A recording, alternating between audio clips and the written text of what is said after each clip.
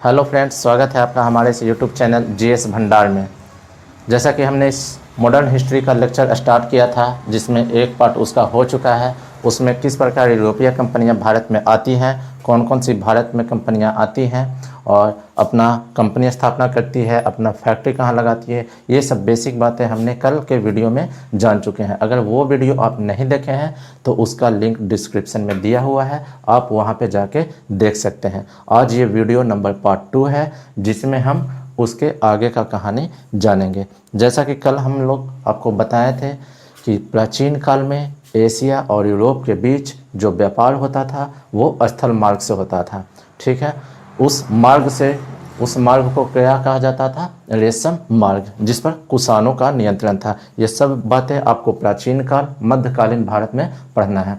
ठीक है, तो बस आपको इतना ही जान लेना है कि प्राचीन काल में जो एशिया और यूरोप के बीच जो व्यापार होता था वो रेशम मार्ग के थ्रू होता था।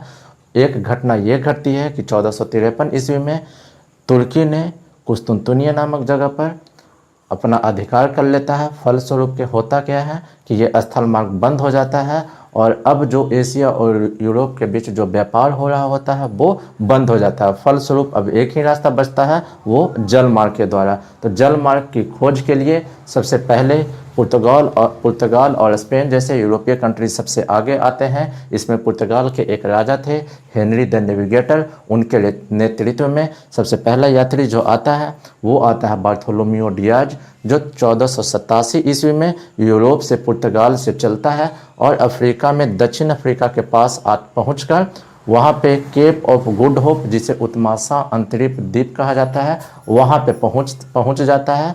लेकिन उसके आगे का रास्ता उसे पता नहीं चल पाता है। उसके बाद वो वहाँ से वापस आ जाता है। ठीक है, इसके बाद 1492 ईस्वी में कोलंबस नामक यात्री आता है, जो स्पेन का था। वो यूरोप से चलता तो है भारत की खोज के लिए, लेकिन वो रास्ता भटक जाने के कारण वो कहाँ पे पहुँच जाता है? अमेरिका में पहुँच जाता है। ठीक है, अमेरिका में जहाँ पे वो पहुँचता है तो वहाँ पे एक द्वीप रहता है। उस द्वीप का नाम वो बहामा द्वीप रख देता है। ठीक है, इसी बहामा द्वीप को बाद में वो नई दुनिया के नाम से पुकारता है और इसी नई दुनिया अर्थात बहामा द्वीप का जो आगे नाम जाके चेंज हो जाता है, वो नाम चेंज होकर नाम क्या रखा जाता है? अमेरिका रखा जाता है। ठीक है, तो इसके पीछे का भी एक कहानी है। क्योंकि जब ये बहामा द्वीप बना और इसका नाम नई दुनिया रखा गया तो एक इटली के यात्री थे जिसका नाम था अमेरिगो वेस्पुची। ठीक है, अमेरिगो वेस्पुची जो है इस नई दुनिया अर्थात बहामा द्वीप की कई बार यात्रा करते हैं और इसी यात्रा के क्रम में इनकी यहाँ पे मृत्यु हो जाती है। इसलिए इनके नाम के सम्मान में उस द्वीप का नाम क्या रख दिया जाता है? अमेरिका रख दिया जाता है, जो आज आप अमेरिका कंट्री का नाम है। ठीक है, ये सब बातें हम कल के वीडियो में जान चुके हैं। ठीक है, इसके बाद 1492 के बाद कौन आता है? 1498 में वास्को डी गामा, जो पुर्तगाल का यात्री था, ये सबसे पहले भारत पहुंचता है। तो जब ये उत्मासा अंतरिक्ष द्वीप के पास पहुंचता है, उससे वहां एक गुजरात का नाविक अर्थात वो मछुआरा था जिसका नाम था अब्दुल मनिक। ठीक है, उसकी सहायता से ये भारत में सबसे पहले कहाँ पहुंच जाता है? केरल में पहुंचता है। ठीक है, तो क्वेश्चन कभी आपसे ये पूछ देता है कि बताइए कि वास्को डी गामा जब भारत आया था तो उसका पथ प्रदर्शक कौन था? तो उसका नाम था अब्दुल मनिक, या कहीं कहीं अब्दुल मजीद भी देता है। तो ये बातें आपको जान लेनी है। ठीक है, जब ये केरल में पहुंचता है तो वहाँ के जो राजा थे जिनका नाम था जमोरिन, ठीक है, जब ये देखते हैं कि ये इतने बड़े यूरोपीय कंट्री के लोग भारत में यहाँ आए हैं तो उनका वो भव्य स्वागत करते हैं। भव्य स्वागत करने के बाद उनसे उनका कारण पूछा जाता है आने का, कि आप बताइए किस कारण से भारत में आए हैं। तो चूँकि आपको पता है कि यूरोपीय कंट्री जो है ठंडा प्रदेश है, वहाँ जो बहुलता होती है मांस, मीट, मछली ये सब खाने की सबसे ज़्यादा होती है और इसके लिए आपको मसाले की ज़रूरत पड़ती है। और लोगों को पता था, यूरोपीय लोगों को पता था कि जो मसाला जो सबसे ज़्यादा होता है वो भारत में सबसे ज़्यादा होता है। इंडोनेशिया क्षेत्र में सबसे ज़्यादा मसाला होता है। ठीक है, तो वो वहाँ से मसाला का व्यापार करते हैं, अपने साथ मसाला लाते हैं, यूरोपीय कंट्री में बेचते हैं और उससे जो मुनाफा होता है वो 60 गुना अधिक, लगभग 60 गुना अधिक मुनाफा वो कमाते हैं, जिससे अन्य यूरोपीय देश में, अन्य यूरोपीय कंट्री में होता क्या है? होड़ मच जाती है भारत आने की। और इस प्रकार धीरे धीरे कई यूरोपीय कंपनी भारत में आती है। किस मकसद से आती है? व्यापार करने के उद्देश्य से, जिसमें हमने आपको बताया था कि सबसे पहले पुर्तगाल, फिर डच, फिर अंग्रेज और फ्रांसीसी, ये 4 के बारे में आपको थोड़ा डिटेल से पढ़ना है। बाकी बीच में कुछ कंपनियां डेनिश, स्वीडिश, ये सब भी आती है। ये सब का वर्णन हम ये सब लेक्चर 1 में हो चुका है, आप वहाँ पे जाके उसको देख सकते हैं। ठीक है, तो हमने पुर्तगाल के बारे में बताया था कि 1498 में वास्को डी गामा आता है, यहाँ से अपार धन संपत्ति वो कमाता है भारत से। ठीक है, मसाला का व्यापार कर कर। अगर पूछ देगा कि बताइए मसाला में भी किस मसाला का, तो वो काली मिर्च का व्यापार सबसे ज़्यादा करता था। ठीक है, इस प्रकार जब पुर्तगाल जब ये वापस जाते हैं, ठीक है, तो पुर्तगाल के ही एक दूसरा यात्री था जिसका नाम था अल्ब्रेज कैब्राल, वो 1500 ईस्वी में वापस आते हैं। वो भी यहाँ से मसाला का व्यापार करते हैं और उसके बाद वो क्या करते हैं, वो भी अपार धन संपत्ति भारत से कमाते हैं। तो पहला यात्री कौन हो जाएगा, पुर्तगाल का हो जाएगा वास्को डी गामा, जो 1498 में आया था। उसके बाद 1500 ईस्वी में कौन आता है, 1500 ईस्वी में अल्ब्रेज कैब्राल आता है भारत। उसके बाद वास्को डी गामा 1502 ईस्वी में पुनः भारत आता है। ठीक है, इस प्रकार पुर्तगाली लोग जब भारत में अपना क्षेत्र विस्तार करने लगते हैं तो पुर्तगाल की सरकार ने भारत में क्या किया, कुछ गवर्नर नियुक्त कर देते हैं। तो आज हम यही पढ़ने वाले हैं कि जो भारत में प्रमुख पुर्तगाली गवर्नर हुए वो कौन कौन हुए। तो इसमें आपको सबसे पहले जो पुर्तगाली गवर्नर आते हैं उनका नाम था फ्रांसिस्को डी अल्मीडा। इनका शासनकाल 1505 से 9 तक रहता है। यानी कि पहले इनके बारे में पढ़ना है तो क्या आपको जान लेना है कि फ्रांसिस्को डी अल्मीडा जो थे वो पहले पुर्तगाली गवर्नर थे। अर्थात पूछ देगा कि भारत में पुर्तगाली साम्राज्य के संस्थापक कौन थे, तो कौन थे, फ्रांसिस्को डी अल्मीडा। अल्मीडा का एक ही इम्पोर्टेंट काम था, ठीक है, इन्होंने हिंद महासागर क्षेत्र पर अपना नियंत्रण स्थापित करने के लिए एक पॉलिसी चलाई थी जिसका नाम था ब्लू वाटर पॉलिसी। ये आपका सबसे फेमस क्वेश्चन एग्जाम में बनता है कि बताइए किस पुर्तगाली गवर्नर ने ब्लू वाटर पॉलिसी चलाई थी, तो वो आपका कौन हो जाएगा, फ्रांसिस्को डी अल्मीडा। ठीक है, ब्लू वाटर पॉलिसी कहने का मतलब क्या हो जाएगा, यानी कि हिंद महासागर का जो क्षेत्र था वो उस पर जो नियंत्रण था वो किसका था, पुर्तगालियों का था। लेकिन पुर्तगालियों के आने से पहले वहाँ कौन व्यापार करते थे, अरब, तुर्क, गुजरात, ये सब के जो शासक थे, यहाँ के जो व्यापारी थे, ये सब व्यापार करते थे। लेकिन जब पुर्तगाली लोग आ गए तो ये सभी में होड़ मच गया, ठीक है, व्यापार करने का। और ये जो अरब, तुर्क, गुजरात के जो शासक थे इनको ईर्ष्या होने लगी, अर्थात जलन होने लगी पुर्तगालियों से। ठीक है, इसी बीच क्या होता है, कई बार टकराव भी होता है, कई बार लड़ाई भी हो जाती है पुर्तगालियों और यहाँ के अरब, तुर्क, ये सब के व्यापारियों के बीच। जिसमें प्रमुख लड़ाई क्या है, तो एक 1508 ईस्वी में चौल का युद्ध होता है जिसमें पुर्तगाली हार जाता है। इसके बाद अगले ही साल 1509 ईस्वी में एक दीव का युद्ध होता है जो दीव नामक जगह पर होता है, इसलिए इसका नाम दीव का युद्ध पड़ गया। ये पुर्तगाली लोग जीत जाते हैं और दीव पर अपना कब्जा जमा लेते हैं। ठीक है, तो फ्रांसिस्को डी अल्मीडा के बारे में बस आपको इतना ही जानना है कि भारत में पुर्तगाली साम्राज्य का संस्थापक आपके अल्मीडा थे और इन्होंने ब्लू वाटर पॉलिसी चलाई थी। ब्लू वाटर पॉलिसी कहने का मतलब हिंद महासागर के क्षेत्र में अपना नियंत्रण स्थापित किया था।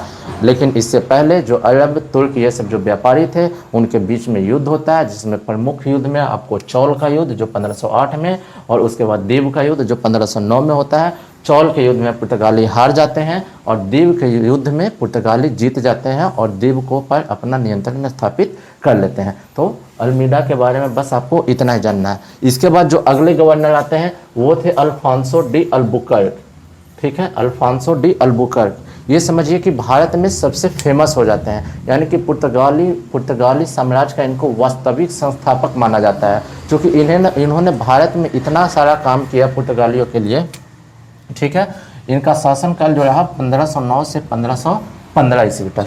ठीक है, अल्फांसो डी अल्बुकर्क को पुर्तगाली साम्राज्य का वास्तविक संस्थापक माना जाता है। ठीक है, इन्होंने सर्वप्रथम क्या किया, सबसे पहले इन्होंने कोचीन में और उसके बाद कालीकट में अपना मुख्यालय बनाया, अर्थात यहाँ पे फैक्ट्री स्थापित की, और उसके बाद इसको अपना राजधानी भी बना लेते हैं। ठीक है, इसके बाद इन्होंने कुछ भारतीय क्षेत्रों को भी जीता था, जिसमें से महत्वपूर्ण था 1510 ईस्वी में ये बीजापुर के सुल्तान यूसुफ आदिल शाह से गोवा को जीत लेते हैं। ठीक है, तो ये क्वेश्चन आपका बड़ा इंपॉर्टेंट आ जाता है कि बताइए किस पुर्तगाली गवर्नर ने गोवा को जीता था, तो किसने जीता था? अल्फांसो डी अल्बुकर्क ने बीजापुर के सुल्तान यूसुफ आदिल शाह से। ठीक है, कब जीता था? तो 1510 में। इसके बाद 1511 में मलक्का और 1515 में होर्मुज पर यह कब्जा कर लेते हैं। ठीक है, इसके अलावा इन्होंने क्या किया था? सती प्रथा पर रोक अपने एरिया में लगा दिया था। ठीक है, इसके बाद भारत में पुर्तगाली आबादी को बढ़ाने के लिए इन्होंने भारतीय महिलाओं से शादी करने की अपील अपने पुर्तगाली लोगों के साथ किया था। ठीक है, यानी कि भारतीय महिलाओं से वैवाहिक संबंध स्थापित करने का निर्णय जो लिया था वो अल्बुकर्क ने लिया था। ठीक है, ताकि हमारा यहाँ पे साम्राज्य विस्तार हो और हम धीरे धीरे व्यापार को अपने आगे बढ़ा सकें। ठीक है, तो अल्फांसो डी अल्बुकर्क का जो सबसे मेन काम था, और आगे जो आते हैं पढ़ते हैं। ठीक है, इन्होंने एक सिस्टम चलाया था जिसका नाम था कार्टजे आर्मेडा काफिला सिस्टम।